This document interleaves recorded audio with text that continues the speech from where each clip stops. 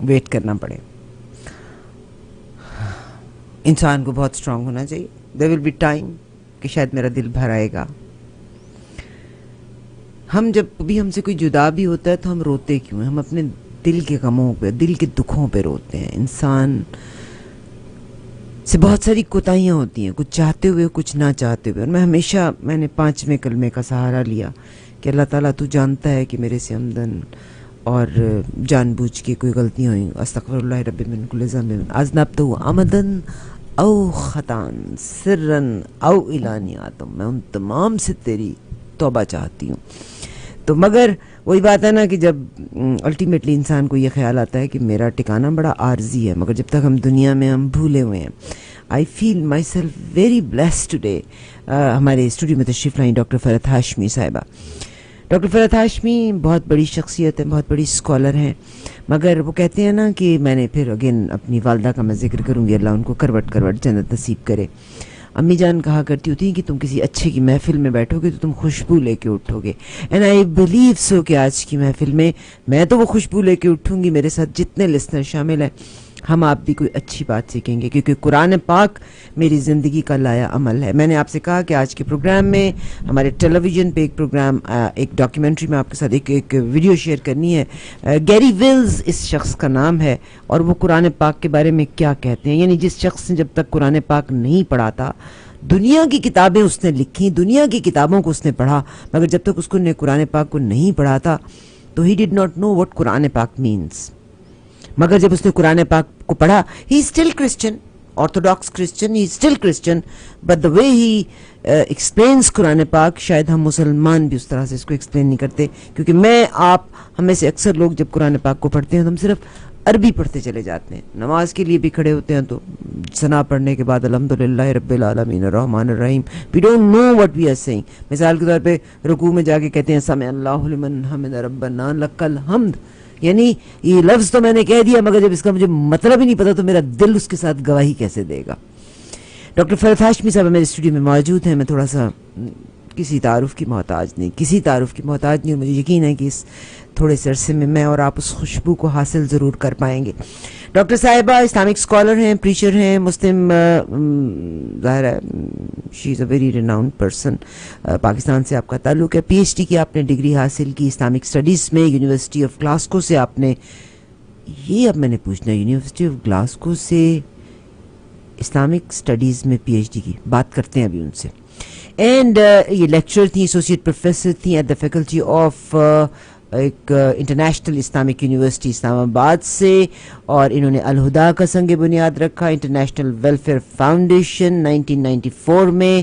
اور پھر اس کے بعد کہتے ہیں نا کہ میں اکیلا چلا جانب منزل، لوگ آتے گئے، کارواں بنتا گیا. اور آج ماشاءاللہ یہ کارواں پاکستان میں تو ان کی کلاس میں ہزاروں کی تعداد میں لوگ شامل ہوتے ہیں. آئی وش کہ دس رمضان شی از ہیئر ان ٹورنٹو.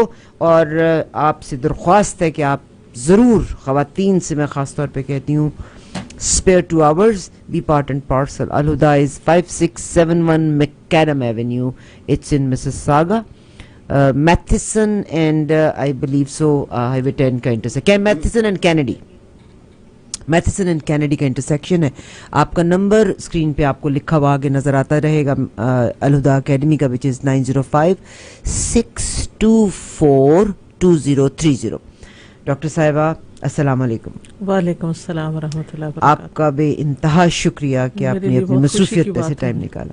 بہت شکریہ. دیکھیے ڈاکٹر صاحب، میں آپ سے درخواست اس لیے کہ میری اللہ مجھے میری زندگی میں بہتر کرنے کی توفیق عطا فرمائے. بہت سے لوگ ایسے ہوتے ہیں جن کو توفیق ہو جاتی ہے کہ وہ مسجد کی طرف چلے جائیں، وہ جامعہ کی طرف چلے جائیں. بہت سے لوگ ہوتے ہیں جن کو ابھی وہ راہ ہدایت نہیں ملا ہوتا. تو جب آپ ریڈیو پہ ان کے ساتھ شامل ہوئی ہیں تو شاید کہ کسی ایک کا دل پسیج جائے، یا کسی ایک کے دل کو میری بات سمجھ آئے یا آپ کی بات سمجھ آ جائے. ڈاکٹر صاحب آپ کہ میں نے بھی بلکہ سنا، اور میں نے کہا پہلے اگر اسی کے بارے میں پوچھتا ہوں کہ مجھے پتہ چلا کہ Islamic studies from the university of Glasgow Scotland سے آپ نے کی. تو اسکاٹ لینڈ میں اسلامک اسٹڈیز پڑھائی جاتی ہے؟ بیسیکلی پی ایچ ڈی میں تو خود ریسرچ کرنا ہوتا ہے، اور ریسرچ فیسلٹیز وہاں پر زیادہ تھیں، کتابیں زیادہ مہیا تھیں، اور پھر یہ کہ آپ کو جس قسم کی بھی کوئی کتاب یا کوئی آرٹیکل یا کوئی میگزین وغیرہ چاہیے تو وہ آپ کو مہیا کر کے دیتے ہیں۔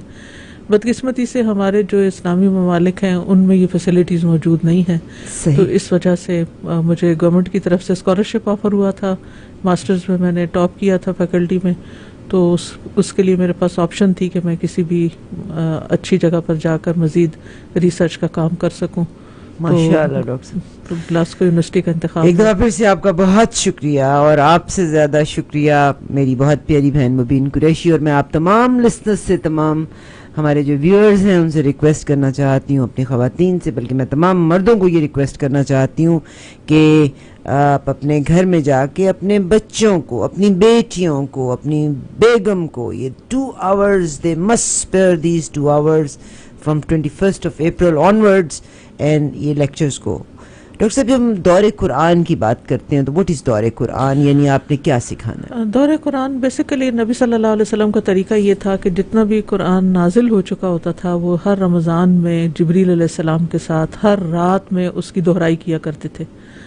تو دور کا مطلب ہوتا ہے اس کو دہرانا۔ جی، تو رمضان چونکہ ایسا مہینہ ہے جس میں قرآن نازل ہوا ہے اور نبی صلی اللہ علیہ وسلم کی سنت بھی ہے وہ دہرائی، تو چاہے ہم سارا سال پڑھتے ہوں تھوڑا تھوڑا کر کے، لیکن یہ کہ رمضان میں اگر پورے کا پورا ایک دفعہ دہرا لیا جائے تو انسان کے لیے ایمان میں قوت اور عمل اور اخلاق کو بہتر کرنے کا موقع ملتا ہے۔ اور بہت سے، چونکہ قرآن شفا ہے، غموں کا علاج ہے، دکھوں اور پریشانیوں کا جواب ہے، تو اس لیے بہت فائدے کی چیز ہے کہ انسان اپنا وقت رمضان میں نکالے، اور ویسے بھی برکت کا مہینہ ہے، وقت میں بھی برکت ہو جاتی ہے۔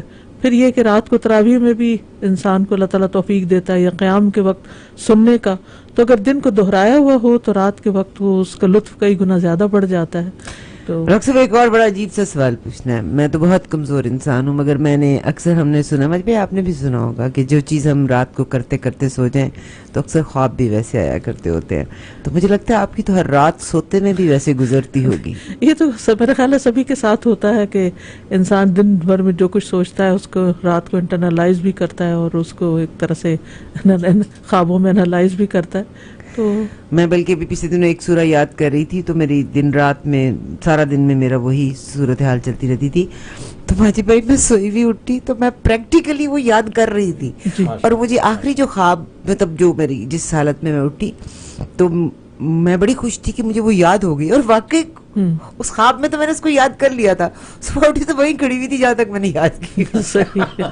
تو میں جب سے ڈاکٹر صاحب آپ کے بارے میں بات ہوتی ہے تو مجھے لگتا ہے جیسے آپ کو تو آپ کی راتیں بھی بڑی خوبصورت ہوں گی، یعنی آنکھ بھی لگتی ہوگی تو آپ کو قرآن کی کوئی آیت ہی پڑھ رہی ہوتی ہوں گی آپ۔ بس وہ جو دن میں انسان کرتا ہے وہی پھر۔ کتنی پیاری بات ہے، خدا کرے کہ میں اور آپ ایسا ہی کام کرتے رہے کہ رات کو بھی ہم، اللہ کرے کہ ہم اسی سب چیز کا کی دہرائی کر رہے ہیں۔ بالکل، اور پھر یہ بھی ہے کہ اسی سے ایک اور مثال بھی سامنے آتی ہے کہ جو انسان زندگی میں کرتا ہے پھر وہی آخرت میں دیکھنے کو ملتا ہے، اور انسان کے لیے ایک زندگی یہ ہے، پھر دوسری زندگی قبر کی زندگی ہے، پھر آخرت کی زندگی ہے جو ہمیشہ کی زندگی ہے۔ تو ہمارا جو کل ہے، یعنی آخرت کا ہمیشہ کا جو ہمارا کل ہے، وہ آج کا عکس ہوگا۔ یعنی آپ یوں سمجھے کہ کاغذ کے 2 رخ ہیں، ایک آج ہمارے پاس ہے سامنے جس پہ ہم جو کچھ تحریر کر رہے ہیں، جو کچھ کر رہے ہیں، وہ سارے کا سارا پرنٹ بن رہا ہے، اور کل کو اسی کو الٹ کے دوسری طرف اس کی جزا سامنے آ جائے گی۔ ایک یہ دین ہے جس پر اللہ نے ہمیں چلنے کا حکم دیا ہے، اور دوسرا وہ دین ہے یوم الدین جس میں اس کی جزا ہے۔ تو ہو بہو وہی چیزیں سامنے آنے والی ہیں جن میں ہم دن رات یہاں گزار رہے ہیں، جس نیت اور جس کوشش کے ساتھ۔ میں I'm 58 now, I'll be 59، اور میں پیچھے مڑ کے آج اپنی زندگی کو دیکھتی ہوں تو مجھے کل کی بات لگتی ہے کہ میں اسکول جاتی تھی، میں کالج گئی تھی، پھر زندگی کو میں نے کیسے گزارا، اور خدا کی قسم ہر چیز مجھے کل کی بات لگتی ہے۔ تو قرآن میں یہ درج ہے کہ جب وہ سوئے ہوئے اپنی قبروں میں سے اٹھیں گے تو وہ کہیں گے ابھی تو ہم سوئے تھے۔ جی، لم یلبثوا الا عشیۃ او ضحاھا، یا صبح کا پہر یا شام کا پہر ہی گزار کے آئے ہیں، اس سے زیادہ زندگی نہیں لگے گی۔ تو بہت چھوٹی سی زندگی ہے۔ ڈاکٹر صاحب، بہت سے لوگ ہم میں سے صرف قرآن پاک کو عربک پڑھتے ہیں, لفظی ترجمہ سیکھنے کی کوشش نہیں کرتے. میں مبین بہن سے بھی بات کر رہی تھی کہ یس تفسیر مختلف جگہوں پہ مختلف تفاسیر ملتی ہیں, مگر اگر ہم لفظی معنی سیکھ لیتے ہیں تو وہ آپ اس کو کیا کہیں گی؟ یہ مجھے جب میں پی ایچ ڈی کر رہی تھی تو اس دوران میں ایک الماری صاف کر رہی تھی, تو وہاں سے مجھے کہیں کسی اور کا رکھا ہوا لفظی ترجمے کا سپارہ نظر آیا. تو میری تو جیسے 14 طبق روشن ہو گئے والی بات کہ یہ کتنا آسان طریقہ ہے کہ ہر لفظ کا معنی جان لیا جائے. اس وقت سے میں نے دل میں ٹھانی کہ میں اس کو عام کروں گی انشاءاللہ. اور پھر یہ کہ چونکہ وہ ذرا تھوڑا مشکل زبان میں تھا تو میں نے پھر اس کو سارے کو دوبارہ ری پروڈیوس کیا ہے بہت آسان زبان میں. اور میں لوگوں کو ریکمینڈ بھی یہ کرتی ہوں کہ جب تلاوت بھی کر رہے ہوں تو اگر اس سے آپ پڑھیں تو اوپر سے عربی پڑھتے ہوئے نیچے جہاں جو لفظ اس پہ بھی ساتھ پھیرتے جائیں. تو اس میں تو کسی کا اختلاف نہیں ہے, وہ تو ڈائریکٹ آپ ٹیکسٹ کو ہی دیکھ رہے ہیں. اور قرآن کو اللہ تعالیٰ نے آسان کیا ہے, وَلَقَدْ يَسَّرْنَا الْقُرْآنَ لِلذِّكْرِ فَهَلْ مِن مُدَّكِرٍ, کہ ہم نے قرآن کو نصیحت کے لیے آسان کیا ہے, کوئی جو اس سے نصیحت حاصل کرے. تو میں سمجھتی ہوں کہ وہ ایک پرسنل کنیکشن آپ کا اللہ سبحانہ وتعالیٰ کے ساتھ ہو جاتا ہے, اس کے الفاظ کے ساتھ, اس کے معنی کے ساتھ. اور سمجھ کے پڑھنا نہ سمجھ کے پڑھنے کے برابر کیسے ہو سکتا ہے؟ کیسے ہو سکتا ہے؟ ڈاکٹر صاحب قرآن پاک لایا عمل ہے زندگی کا, یعنی ایک نصاب ہے, اللہ نے پورا کا پورا مجھے نصاب دے دیا. اس کے بارے میں آپ سے سننا چاہوں گی. اللہ نے ہی ہمیں پیدا کیا ہے اور اسی نے ہمیں رہنمائی بخشی ہے. الذی آتا کل شیء خلقہ ثم ہدی. جتنی بھی کائنات میں چیزیں ہیں, ایک ذرے سے لے کے گیلیکسیز تک, ہر چیز کا خالق اللہ ہے. قرآن مجید میں آتا ہے اللہ خالق کل شیء وہو علی کل شیء وکیل. اللہ ہی ہر چیز کا خالق ہے اور ہر چیز پر نگران نگہبان بھی وہی ہے. وہی ہمارا بھی خالق ہے. ہر چیز کو اس نے اس کا مقصد اس کے اندر ان بلڈ کر دیا, بتا دیا, پروگرامنگ کر دیا کہ کس چیز کے لیے بنی ہے. سورج نے کیا کرنا ہے, چاند ستاروں نے کیا کرنا ہے, درختوں سمندروں, حتیٰ کہ چیونٹی کو بھی پتا ہے کہ اس کی زندگی کا کیا مقصد ہے اور اس نے اپنی زندگی میں کیا کرنا ہے. تو یہ کیسے ہو سکتا تھا کہ انسان کو اللہ تعالیٰ نے بتایا. ایک شہد کی مکھی کو تو یہ پتا ہو کہ اس نے شہد بنانا ہے, لیکن انسان کو یہ نہ پتا ہو کہ اس نے یہاں کیا کرنا ہے. تو وہ پھر کس طرح پتہ چلتا اس کو؟ کیا اس کی عقل اس کے لیے کافی تھی یا بہت سے لوگوں کی سوچ بچار کافی تھی؟ نہیں. اللہ سبحانہ تعالیٰ نے ہدایت کا ذمہ اپنے اوپر لیا. انا علینا للہدی, کہ یہ ہدایت دینا ہمارے ذمہ داری ہے. تو اللہ تعالیٰ نے اس ذمہ داری کو پورا کیا اور ہر دور میں رسول بھیجے اور آخری پیغمبر محمد صلی اللہ علیہ وسلم کو دنیا میں بھیجا اور ان کو ایک ایسی کتاب دی جو ایک معجزہ ہے ہمیشہ کے لیے. اس میں کوئی تبدیلی اور کوئی چینج نہیں, پاسبل ہی نہیں.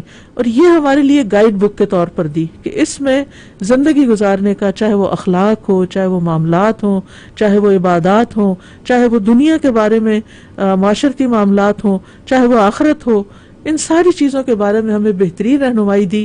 کہاں سے ہم آئے ہیں, کہاں ہم نے جانا ہے, یہاں کیا کرنا ہے. تو اس کے بغیر تو ہم اندھیرے میں ہیں.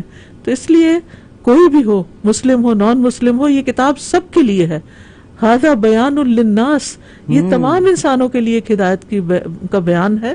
تو اس لیے میں سمجھتی ہوں کہ ہر ایک کو زندگی میں کم از کم ایک دفعہ, جہاں ہم اتنی کتابیں پڑھتے ہیں, کم از کم ایک دفعہ اس قرآن کو ضرور سمجھ کے پڑھنا چاہیے کہ یہ ہمارے لیے کیا گائیڈ لائنز اپنے اندر, کیا ہدایت کا پیغام رکھتا ہے.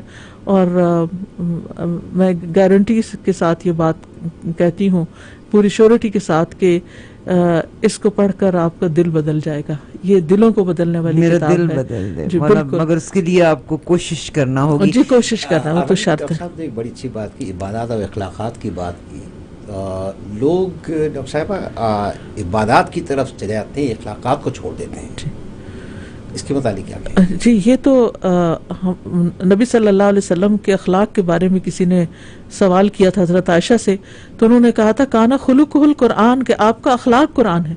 گویا دوسرے لفظوں میں قرآن اخلاق کی کتاب ہے, یہ اخلاقیات کا سبق آپ کو دیتی ہے, کیونکہ اس دنیا میں رہنے کے کیا طور طریقے ہونے چاہیے, دوسروں سے کیا معاملہ کرنا چاہیے, یہ سب کچھ جب تک نہیں. تو عبادات تو آپ کا اور اپنے رب کا ایک معاملہ ہے, ایک تعلق ہے, اور اس کے لیے تو آپ کو جیسے نماز ہے تو 5 وقت مقرر کر دیے ہیں، تو ان 5 اوقات کے علاوہ جو 24 گھنٹے ہیں اس میں کیا کرنا ہے؟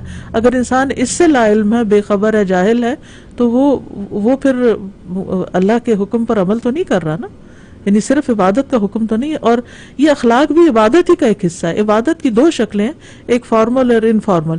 تو ہر وہ کام جو انسان اللہ تعالیٰ کی پسند کا کرتا ہے وہ سارا عبادت اور باعث اجر شمار ہوتا ہے، یعنی ہر چیز کے اوپر انسان کے لیے اجر بھی ہے. تو قرآن میں تو تو میں ڈاکٹر صاحب بلکہ یہ کہتی ہوں کہ میں جب وضو کرتے ہیں اس محبت میں بھی میرا خیال ہے وہ بھی اللہ تعالیٰ دیکھ رہے ہوتے ہیں، مگر میں زیادہ قرآن پاک کو اس وقت فوکس کروں گی کیونکہ کچھ لوگ یہ کہتے ہیں کہ جی صرف قرآن کو فالو کرنا، قرآن ضابطۂ حیات ہے. یہ میں آپ سے سننا چاہتی ہوں کہ آپ صلی اللہ علیہ وسلم کی محبت، آخری نبی ہیں، اس سے بڑھ کے کچھ بھی نہیں ہے، مگر قرآن کا لفظی معنی سمجھ کے اس کو فالو کرنا یہ ہم کہتے ہیں تو ہم کوئی انتہا کی بات نہیں کرتے، ہم ضابطۂ حیات یعنی ایک مینول ہے جس کو ہم سیکھ رہے ہیں. جی بالکل. جس سے آپ دیکھیں کہ کوئی بھی مشین آپ چھوٹی سی چیز بھی کوئی خریدتے ہیں، یہاں پر خاص طور پر آپ دیکھیں کہ بعض اوقات اتنی سی چیز ہوتی ہے اور اس کے ساتھ اتنا بڑا مینول ہوتا ہے. صحیح ڈاکٹر، یعنی اس کی پیکنگ کے اندر اتنا کچھ بھرا ہوا ہوتا ہے کہ وہ سارے اس میں گائیڈ لائنز دی ہوئی ہوتی ہیں.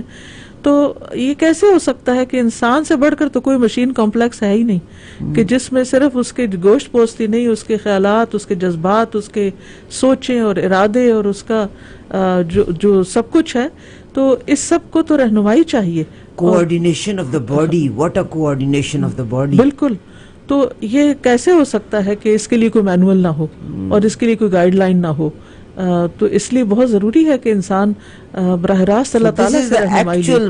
مینول قرآن پاک اور اس کو سمجھنا، اس کا لفظی آپ دیکھیے کہ جس میں زندگی اور موت تک اور زندگی سے پہلے اور موت کے بعد کا بھی سب کچھ شامل ہے.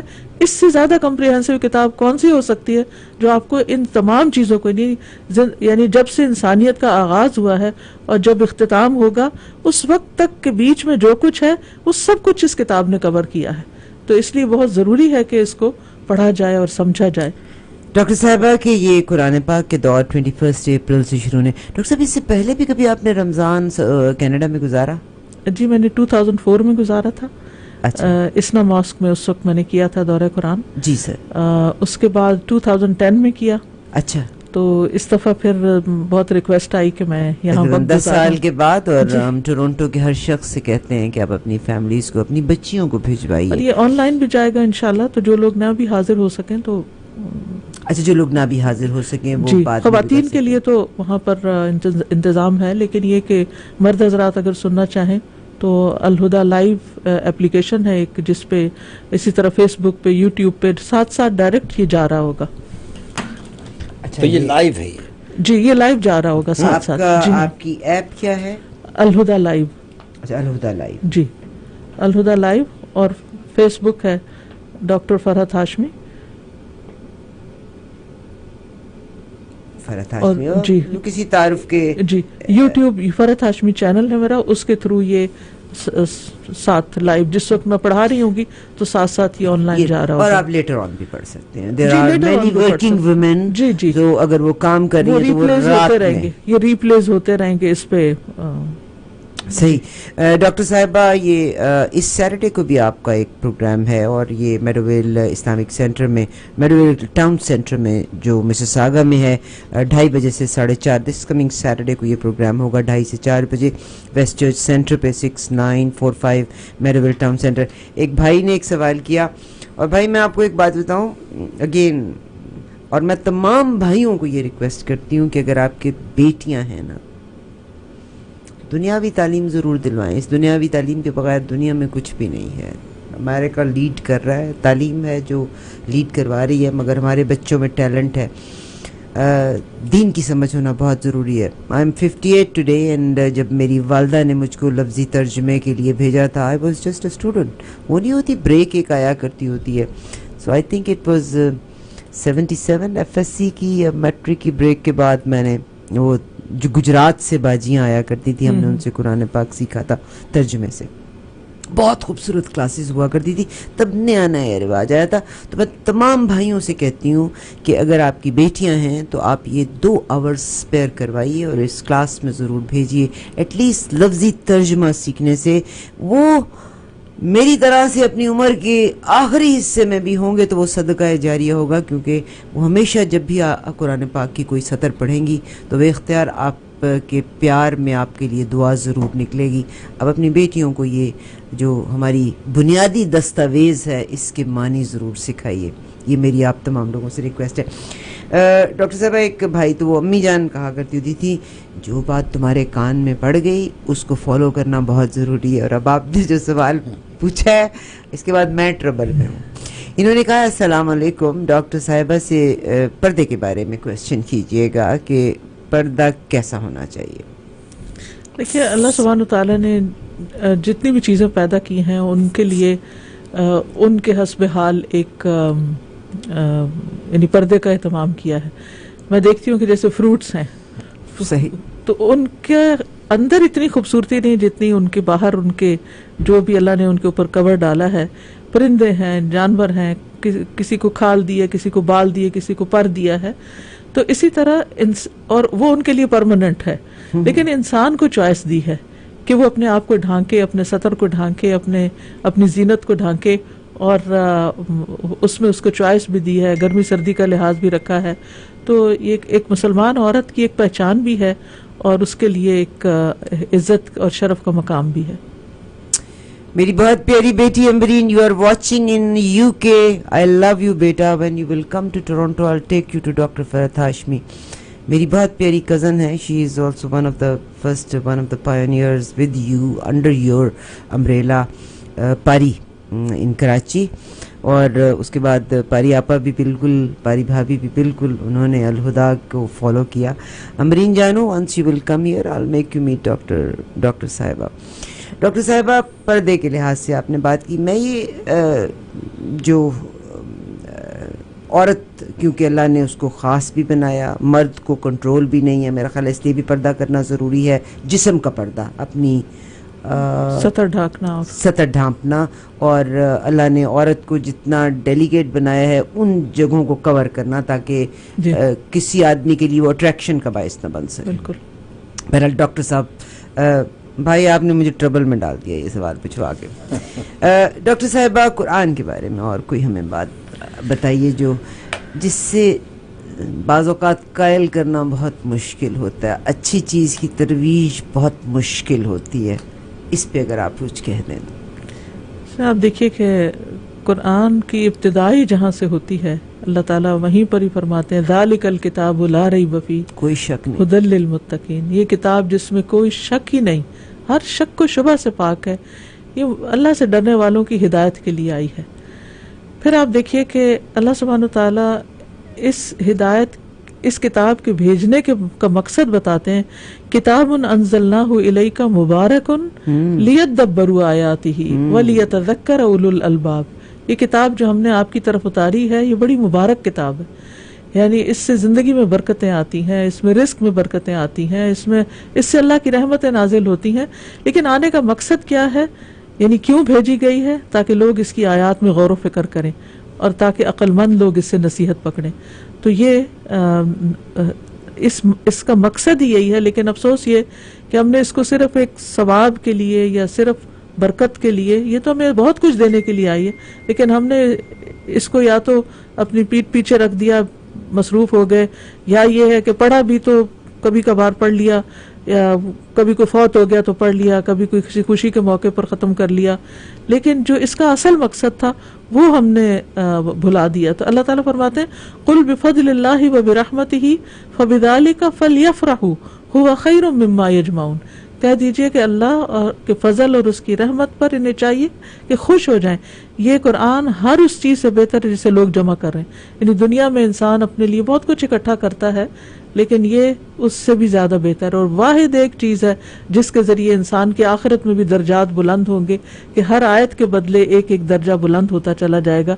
یعنی اور کوئی عمل، نماز، روزہ، حج، زکوٰۃ، کوئی عمل ایسا نہیں کہ جس کی وجہ سے آخرت میں انسان کے درجے بلند ہوں گے. وہ واحد قرآن ہے جس کی ہر آیت کے بدلے انسان کو اوپر کا درجہ یعنی اعلیٰ ترین جنتوں میں اس کا مقام ہوگا.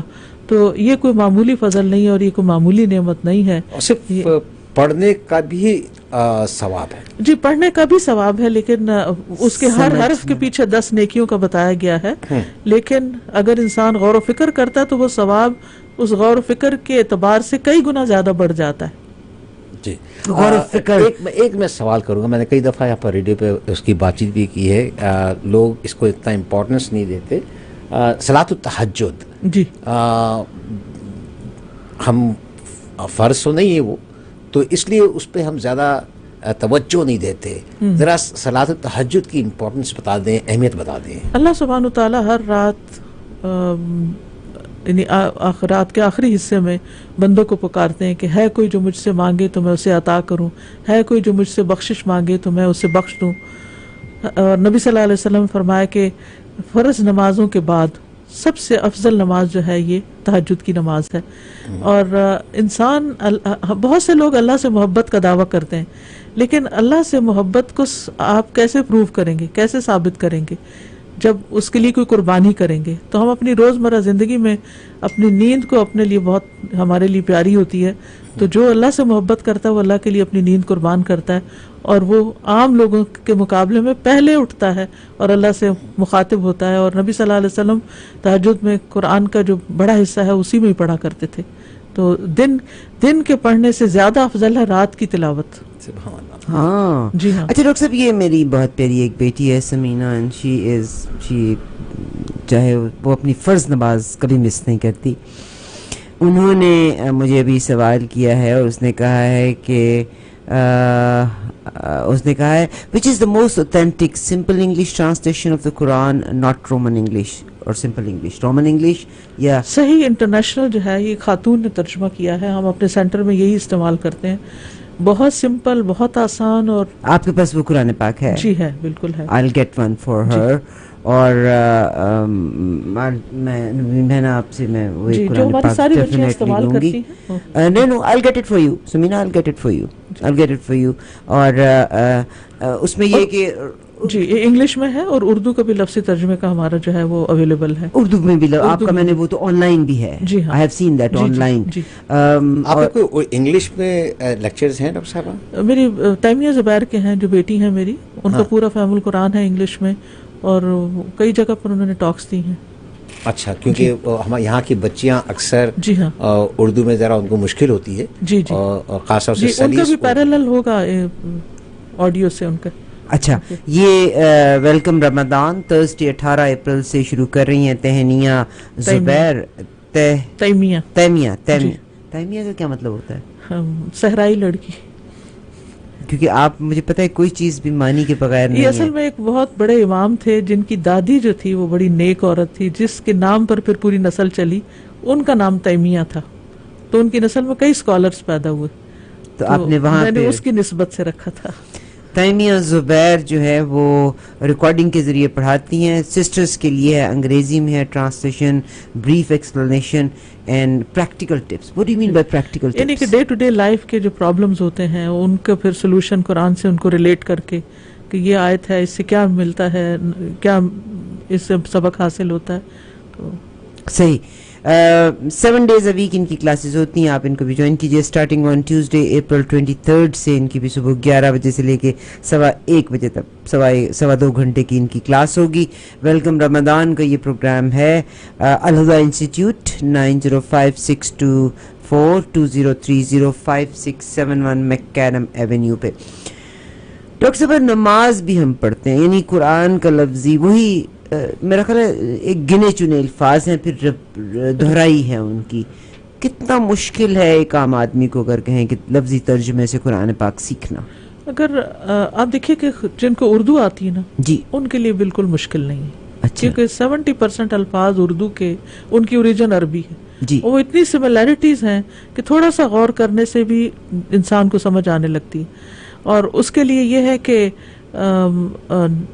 ہر روز اگر ایک آیت یا 2 آیتیں بھی اگر انسان چند دفعہ دہرا لے لفظی ترجمے کی, تو کچھ ہی عرصے میں اس کو اگر جیسے سورۃ البقرہ تک اس کو محنت کرنی پڑے گی، آگے اس کے لیے بہت آسان ہو جائے گا. 6-7 سپارے، جی 7 سپارے تک اگر آپ کر لیں تو اس کے بعد آپ چل جائیں گے، چل جاتے ہیں. پھر کوئی لفظ مشکل آتا ہے تو وہ انسان ریپیٹیشن سے سیکھتا ہے اور بھول بھی جاتا ہے، تو پھر دوبارہ اگلے سال پھر پڑھ لیں انشاءاللہ. ہاں جی. ڈاکٹر صاحبہ آپ کا بے انتہا شکریہ. ترجمے سے بات کرنے کی میں بات کری ہوں، ہم اب لگے 3-4 منٹ ڈاکٹر صاحبہ سے کسی ایک ٹاپک پہ بات کرنے کا کہیں گے تاکہ میرے اور دل پہ یہ باتیں، آپ کے دل پہ یہ بات رہ جائے.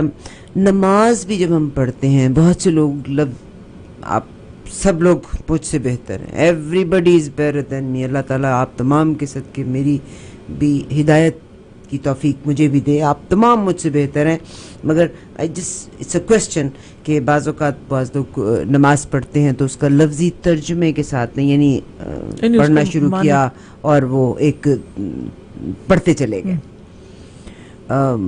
اگر ترجمے سے آتی ہے آپ کی زبان سے سننا چاہتی ہوں کیا فائدہ ہے اس کا ان کی اپنی ذات کے لیے. کہ قرآن مجید میں اللہ تعالیٰ فرماتے ہیں قد افلح المؤمنون الذین هم فی صلاتهم خاشعون، یقیناً فلاح پا گئے وہ مومن جو اپنی نمازوں میں خشوع اختیار کرتے ہیں. اور خشوع کے لیے مانی آنا خشوع ضروری کے لیے ہے، مانی آنا، تاکہ یہ پتہ چلے کہ ہم پڑھ کیا رہے ہیں. اور اس کے لیے اگر انسان، یعنی اصل میں نماز ہے کیا؟ اللہ تعالیٰ سے مناجات ہے، اللہ تعالیٰ سے سرگوشیاں ہیں، اللہ تعالیٰ سے باتیں ہیں، اللہ تعالیٰ کے سامنے کھڑے ہونا ہے. تو پھر وہ کیا کھڑے ہونا ہے جس میں یہ پتہ ہی نہ ہو کہ ہم کیا کہہ رہے ہیں اور ہمیں کیا جواب مل رہا ہے. تو اس لیے اس کا معنی سمجھنا بہت ضروری ہے. ڈاکٹر صاحب میں ایک آخری آیت کے اوپر آپ اس کی تفسیر چاہوں گی. نماز کی ایک آیت ہے، میں اور آپ، ہم تمام لوگ اپنے ماں باپ سے بے انتہا محبت کرتے ہیں، اپنے عزیز و اقارب سے بے انتہا محبت کرتے ہیں. جیسا آپ نے کہا کہ نماز ایک مناجات ہے، اس کی آخری دعا ہے رب جعلنی مقیم الصلاۃ.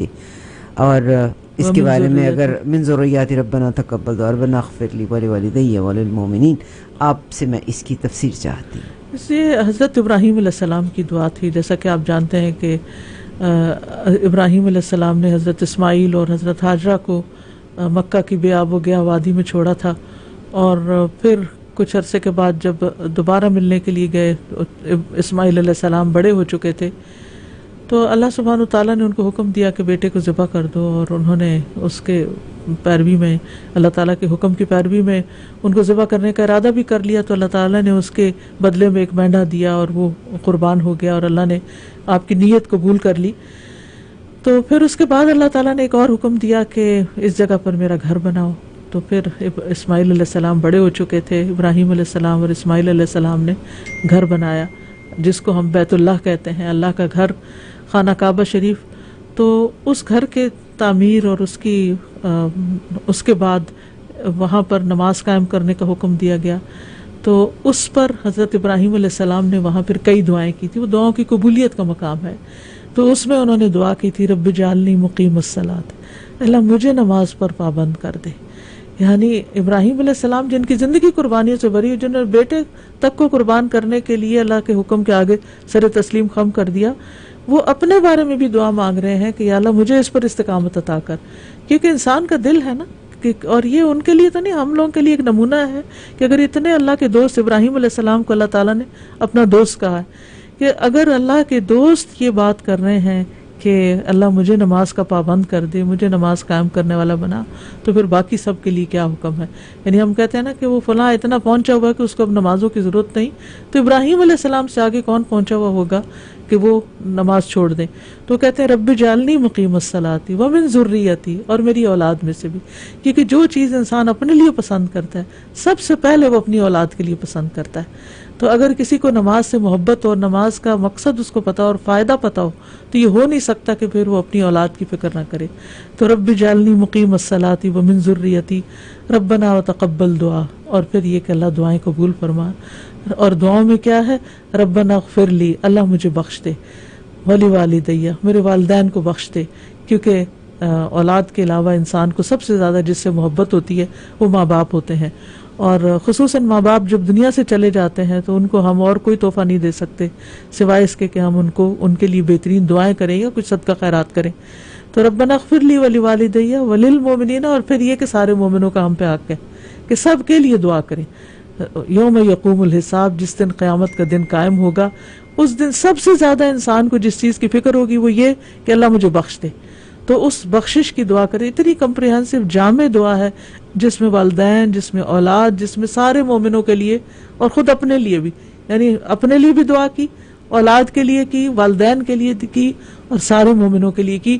اور سب سے بہترین دعا کی دنیا میں اللہ کا فرمانبردار بننا، اطاعت گزار، عبادت گزار، اور آخرت میں بخشش کی، کیونکہ یہی ہمیں چاہیے کہ جس کو اس دن فمن زحزح عن النار وادخل الجنۃ فقد فاز، جو آگ سے بچا لیا گیا اور جنت میں داخل کر دیا گیا وہی دراصل کامیاب ہوا. تو یہ بہترین کامیابی کی دعا ہے جو بہت ہی کمپریہنسو ابراہیم علیہ السلام نے کی ہے. تو اللہ تعالی ہمیں بھی نمازوں کا پابند کرے کہ ہم سب کے لیے دعائیں کرتے رہیں. آمین ثم آمین. ڈاکٹر صاحب ابھی ایک یہ سوال ہے میرے بیٹے، اس کو تو میں یہ جو ابھی آپ نے مجھے کوشچن کیا ہے اس کو تو میں بلکہ ابھی وہ گیری ویلز کی ایک ٹیپ آپ کے ساتھ ایک ویڈیو شیئر کرنے لگی ہوں. جس جہاد کا مطلب ہے، آج بھی میں آخری صورتوں میں پڑھ رہی تھی کہ جہاد اپنے نفس کے ساتھ ہے، کہ میں اپنے نفس کو صحیح کر لوں. اس کے بارے میں بھی ڈاکٹر صاحب آپ کے منہ سے اصل میں جہاد کا لفظ جہد سے نکلا ہے، اور جہد کہتے ہیں کوشش کو. جہاد جس عربی میں ایک قاعدہ ہے کہ جس لفظ کے اندر حروف بڑھتے جاتے ہیں تو معنی میں شدت آتی. تو جہاد کا مطلب ہوتا ہے بہت بڑی کوشش. اب قرآن مجید میں آتا ہے وجاہدہم بہ جہادا کبیرا، کہ اس قرآن کے ساتھ لوگوں کے ساتھ جہاد کرو، یعنی اس قرآن کی تعلیم کو عام کرو اور اس کے لیے بڑے پیمانے پہ کوششیں کرو. تو اصل میں جہاد تو اٹموسٹ اسٹرگل اور کوشش کرنے کا نام ہے، اور اللہ کے راستے میں، اور اس میں آغاز انسان کے اپنے نفس سے ہوتا ہے کہ سب سے زیادہ تو ان النفس لامارۃ بالسوء، کہ انسان کا نفس ہی اس کو برے کاموں پر رکساتا رہتا ہے. تو اپنے نفس کو کنٹرول کرنا، اور رمضان اور روزہ جو ہے وہ اور زیادہ اس میں مددگار ہوتا ہے اپنے آپ کو کنٹرول کرنے کے لیے، کیونکہ دو چیزیں انسان کو بڑی پیاری ہوتی ہیں، کھانا پینا اور ایک سونا. تو رمضان میں ہی دونوں چیزیں جو ہے کمپرومائز ہوتی ہیں اور انسان اس طریقے سے سیلف کنٹرول کا عادی ہوتا ہے. تو پھر جب کھانا پینا چھوڑ سکتا ہے اللہ کے حکم سے، تو پھر زبان کو بھی کنٹرول کر سکتا ہے، پھر اپنے غصے کو بھی کنٹرول کر سکتا ہے، اپنے بیڈ بیہیویئر کو بھی کنٹرول کر سکتا ہے. تو بنیادی طور پر اپنے ساتھ جہاد یہی ہوتا ہے کہ انسان اپنے نفس کے خلاف جا کر وہ کام کرے جو اللہ تعالیٰ کو پسندیدہ ہوں. آپ جیسی خوبصورت شخصیت سے بیٹھ کے میں نے جتنی بات کی، اور میں آپ کو سنتی بھی ہوتی ہوں اکثر، ہم آج کل تو مغرب کے وقت آپ کا ایک لیکچر بھی لگاتے ہیں، کل بھی ہم نے دعا کا جیسے میں نے پہلے کہا لگایا تھا. بہت شفقت بھی ہے آپ کی شخصیت میں، بہت پولائٹنس بھی ہے، غصے کا کنٹرول جو کہ آج کل ڈائیورس کا ریزن بن رہا ہے، خاندانوں کے درمیان میں لڑائی کا باعث بن رہا ہے غصہ. میں نے جتنی دیر آپ سے بات کی ہے، انتہائی شفیق ہستی، آپ کی آواز میں وہ ٹھہراؤ ہے، اس کی اہمیت پہ زور دیں. انسان کی جو فوقیت ہے باقی مخلوق پر وہ عقل کی وجہ سے، اور غصہ عقل ہی کو کھا جاتا ہے. اور انسان کی جب عقل ماری جاتی ہے تو پھر وہ حیوانوں سے بھی اسفل سافلین نیچے آ جاتا ہے. تو انسان کو یہ سوچنا چاہیے کہ غصہ کر کے مجھے کیا ملنے والا ہے اور کنٹرول کر کے کیا نقصان ہونے والا ہے. تو اگر انسان اپنے ساتھ خود ایک ڈیسیژن لے لے کہ میں زندگی میں وہ کام نہیں کروں گا کہ جس کے کرنے سے میری اپنی ذات کا بھی نقصان ہو، اپنی عزت بھی گوائے، اور بہت سے پیارے پیارے رشتے انسان کھو دیتا ہے. یعنی بہت محبت کرنے والوں کا نقصان کر بیٹھتا ہے انسان جب غصے کے دو بول ان کو بول کے اپنے سے دور کر دیتا ہے. تو اس میں کسی بھی اعتبار سے کوئی فائدہ نہیں. اور اللہ تعالیٰ اپنے خاص بندوں کے تعریف میں قرآن پاک میں فرماتے ہیں والکاظمین الغیظ والعافین عن الناس، کہ جو اللہ کے محبوب بندے ہیں وہ غصہ پی جاتے ہیں اور لوگوں کو معاف کر دیتے ہیں، کیونکہ معاف کرنے سے ہی انسان کے درجے بلند ہوتے ہیں اور دنیا میں بھی فائدے ہی فائدے ہوتے ہیں.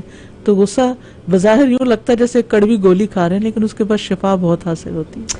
مگر ڈاکٹر صاحب یہ بھی تو ہے نا کہ کمیونیکیشن بڑی امپورٹنٹ فیکٹر ہے. وہ لوگ جو بات نہیں کرتے دل میں رکھ لیتے ہیں، اور آپ کو دل میں نقصان کرتے ہیں. بیسیکلی جو اپنے دل میں رکھ دیتے ہیں وہ بوجھ کس نے لادا ہوا؟ اپنے اوپر لادا ہوا نا. ٹھیک ہے دوسرے کو بھی تکلیف ہوتی ہے، لیکن اس سے بڑھ کر وہ انسان خود تکلیف میں ہوتا ہے جو اپنے دل میں باتیں پال پال کے. ڈاکٹر صاحب آپ اتنی پیاری بات کرتی ہیں، اتنی پیاری بات سمجھ کی. ظاہر ہے ہم آپ الہدا پہ ڈاکٹر فرحت ہاشمی کو گوگل کر کے ان کے لیکچر سن سکتے ہیں. مجھے تو ڈاکٹر اسرار احمد بھی بہت اچھے لگتے ہیں, آئی لسن ٹو ہم آل دا ٹائم. مجھے تو طارق جمیل بھی بہت اچھے لگتے ہیں, آئی لسن ٹو ہم.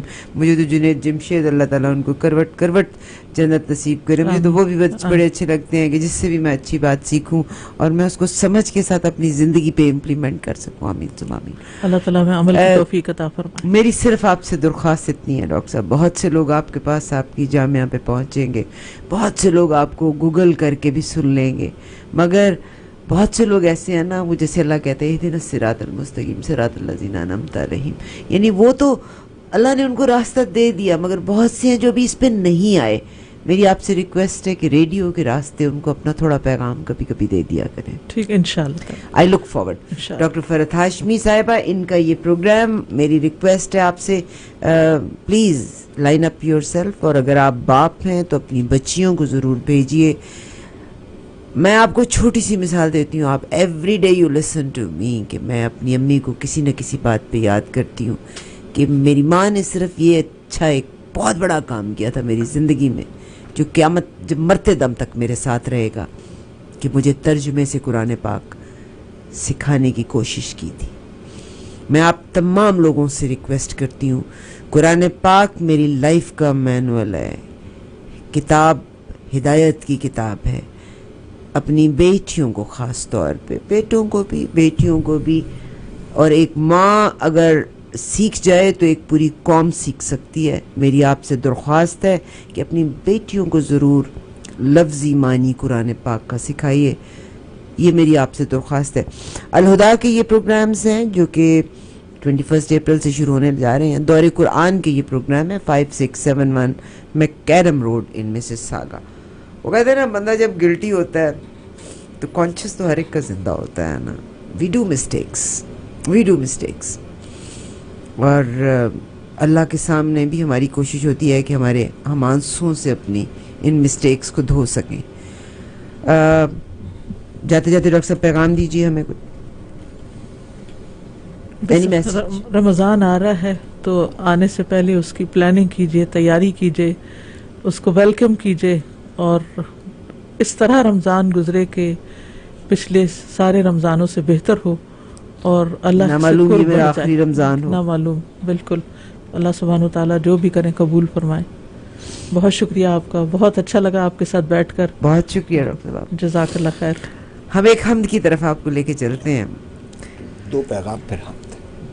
2 پیغام, ماجد بھائی کہہ رہے ہیں 2 پیغام, اور پھر ایک حمد کی طرف چلیں گے. ڈاکٹر فرحت ہاشمی کے اس پروگرام کو مس مت کیجیے گا. آج میرے ای آواز ٹیلی ویژن پہ ایک پیغام آپ کے لیے جانا ہے. قرآن پاک بہت خوبصورت کتاب ہے. ایک کرسچن, این آرتھوڈاکس کرسچن, جو لکھتا بھی بہت خوبصورت ہے, جس کا مطالعہ بھی بہت زیادہ ہے, وہ قرآن کے بارے میں اور شریعت کے بارے میں کیا کہتا ہے. آپ اس کو ضرور واچ کیجئے گا. ہم کوشش کریں گے کہ ہم ایسے لگائیں کہ ریڈیو پہ آپ سن سکیں اور ٹیلی ویژن پہ اور ہماری ایپ پہ آپ اس کو دیکھ سکیں. آپ ہمارے ساتھ رہیے گا.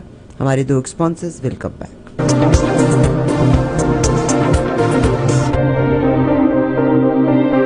J. Junaid Jamshed proudly introduces Volume 1 2019. The exquisite and elegant collection has a beautiful range of embroidered designs with silk, chiffon, organza and jacquard.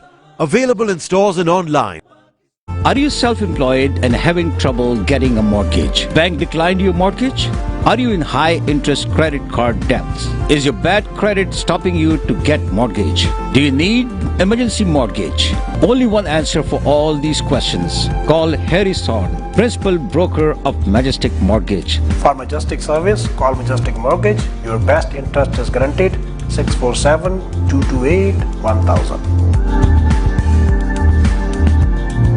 گھر لینا ہو یا پھر لسٹ کرنا ہو, عارفہ مظفر کو کال کرو. انویسٹمنٹ کرنے کا گر ہو ارادہ, عارفہ مظفر کو کال کرو. برسوں سے جانا پہچانا قابل اعتماد نام ریئل اسٹیٹ کی کسی بھی ضرورت کے لیے کال کیجیے 6478986245 647-898-6245 سٹی اسکیپ ریئل اسٹیٹ کی. عارفہ مظفر کو کال کرو. وطن عزیز پاکستان میں علم کی شمع روشن کرنے میں مصروف عمل کاروان علم فاؤنڈیشن USA अब आ रहे हैं आपके शहर। 20 अप्रैल टोरंटो में मैपल बैंक्वेट हॉल मिसिसॉगा और 27 अप्रैल new Jersey shahi palace restaurant.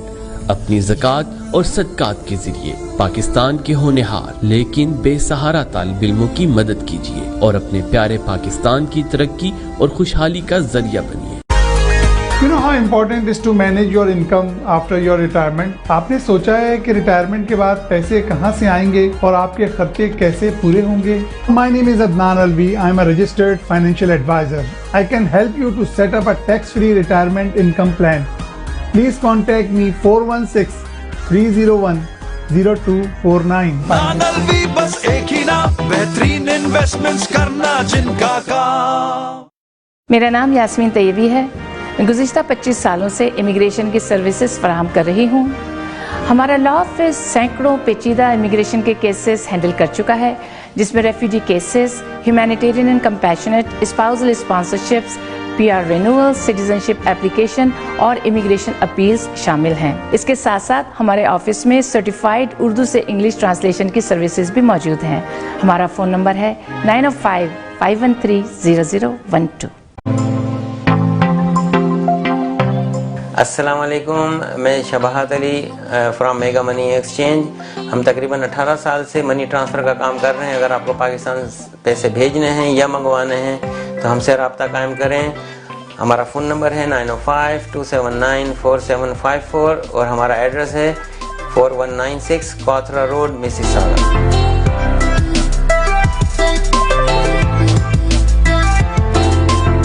Lasani Grill, halal Pakistani cuisine. Taste that makes the difference. Cozy atmosphere, friendly service के साथ richness of food. चाहे दिल कर रहा हो कढ़ाई, barbecue,